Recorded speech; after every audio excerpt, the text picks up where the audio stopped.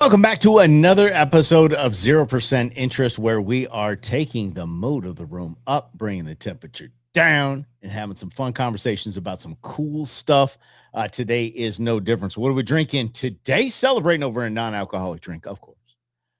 This is Two for the Trails from Athletic Brewing. Apparently, the story goes that Athletic Brewing started with their founder that would go hiking all the time. They're big outdoors people. They do a lot of money. They spend a lot of money in conservation. And so the story goes that they would take two beers for the trailhead, not the trailhead, with the summit, wherever they got. When they ended up, they'd have a couple drinks. Two for the trails, Athletic Brewing. Here we go. This is in Athletic Brewing, by the way, is don't kid yourself, is truly the king of the mountain when it comes to NA beers at this moment. Now, this is a milestone edition. IPA is what they call it, milestone edition, but it is an IPA. So we're going to give it a try. Cheers, everybody.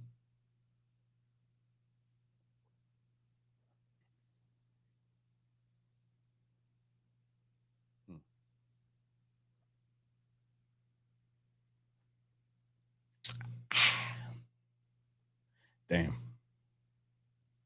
Now, their Run Wild IPA is in my fridge all the time. This has a little bit more fruit to it, and I love it. It's got a little bit more sweet to it, and I love it. It's a damn good IPA. It's kicking me right now. It hits you up front with the nice IBUs. What a great beer. What a great beer. I'm not going to name the brewery, but there is a founder of a brewery, an NA brewery, that is going on social media talking about, oh, if you want to just kind of take a break from regular beer, you don't have to take a break from regular beer. You can ditch it completely. And if you're thinking about doing it, if you want to do it, I'm telling you, just comment below. I want to do it. Done. Dude, I will give you a roadmap. We will talk about beers. I will tell you what beers are working for you, what beers will work for you, but what beers won't work for you. And I'm telling you, you don't miss it. You don't miss it. You don't miss being all drunk. I'm telling you, I'm sorry. I don't begrudge it. Queen Bee will have a drink every night. I have no problem with that. People can drink around me all they want. I don't judge them. I love them. But I do know this. Alcohol is the biggest thief there is. Steals a lot. I'm not just talking about people with problems. I'm talking about it steals. Steals memories, it steals time, money. I'm telling you. Look, NA beers aren't cheap, so the money part. I'm going to come back into that. Yeah, come right back. Yeah. Let's do this. Let's get to Prohibition, shall we? We're talking about non-alcoholic. Let's say a kind of a cool story. This was in the 1920s. Prohibition's just hitting. Everybody's pissed off. There was a man named Mr. Cardini. He's an Italian immigrant. Italian, I tell you. Lived in San Diego. You know. And during Prohibition, he thought, you know what? If I just go across the border, buy a building, start a restaurant, I can serve all the booze I want, but I'm going to advertise it up here. Mr. Cardini went down and did just that. And let me tell you something. Business was good. Celebrities, wealthy people, aviators, people fly over the border. People would run to Cardini's restaurant just so they could sit and have a proper drink with a proper meal and live like Prohibition didn't even happen. And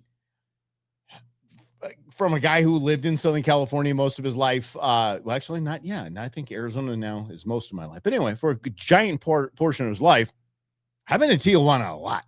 It's easy to get there.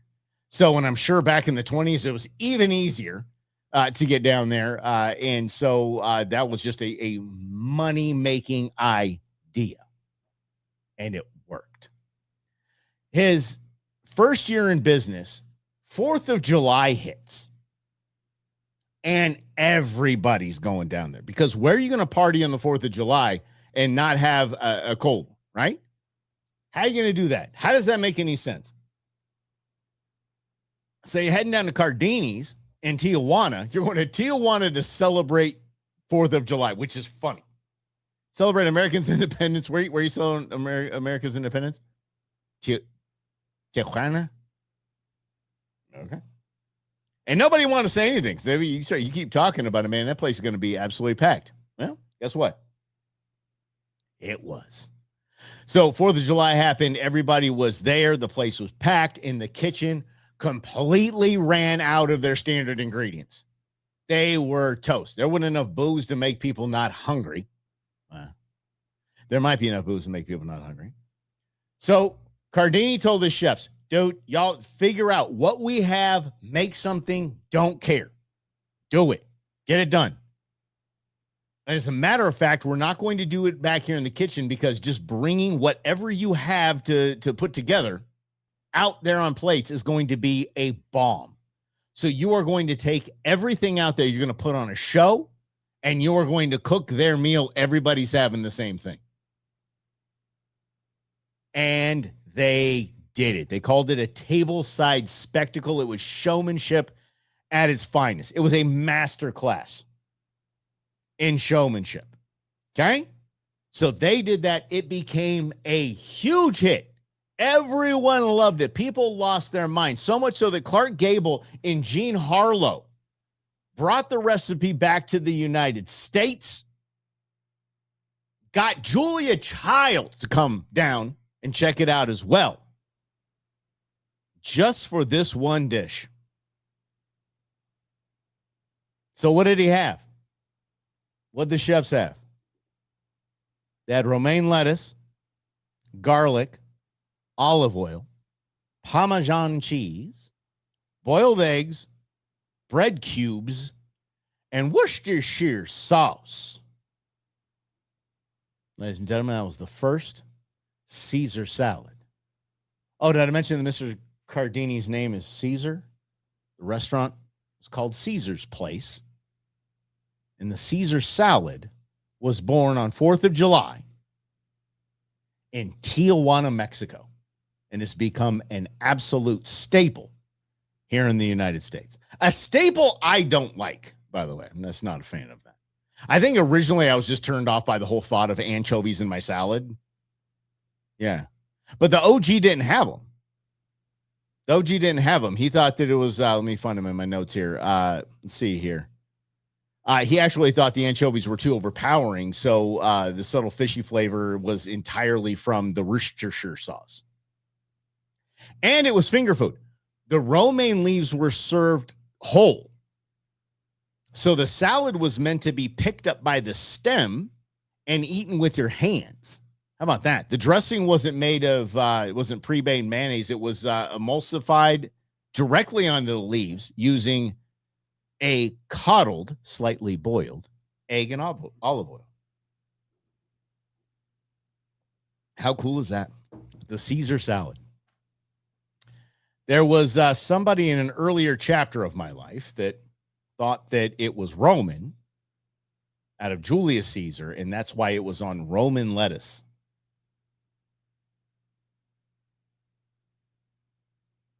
Yeah. We're just going to go ahead and leave it there. Well, leave it right there. Holy cow. So anyway, all right, 2 for the trails. Athletic Brewing is not missing. Now understand, Athletic Brewing made a dill pickle beer, and it was fantastic. They do not miss. They have not missed yet. They're batting 1,000 with 0% interest. They were batting 1,000 when we used to do this on the Go Show. Whew, 2 for the trails. Again, look, if you're looking to get out of that, if you're just a beer holic like I was and still am, just comment below. Let me know that you want me to help you out with that. I got you. We're going to talk about what kind of beers you like, and I'm going to get you put in the right direction.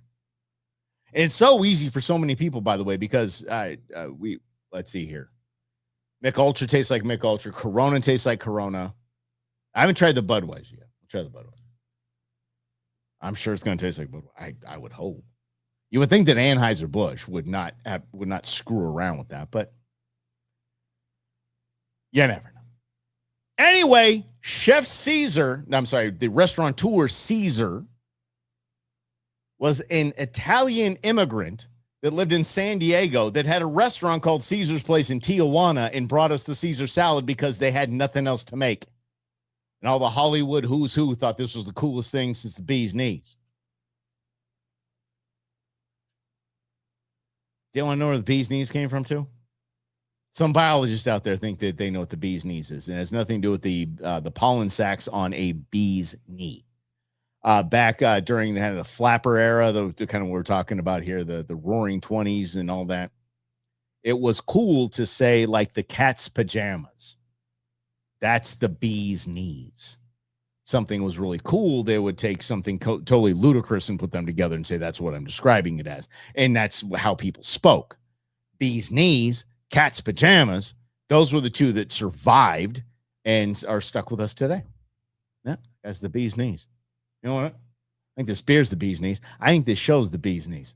Subscribe below, follow, like, comment, all that stuff. Do this. Now you know where the Caesar salad came from. Now you're a genius. Thanks to 0% interest. Cheers, everybody.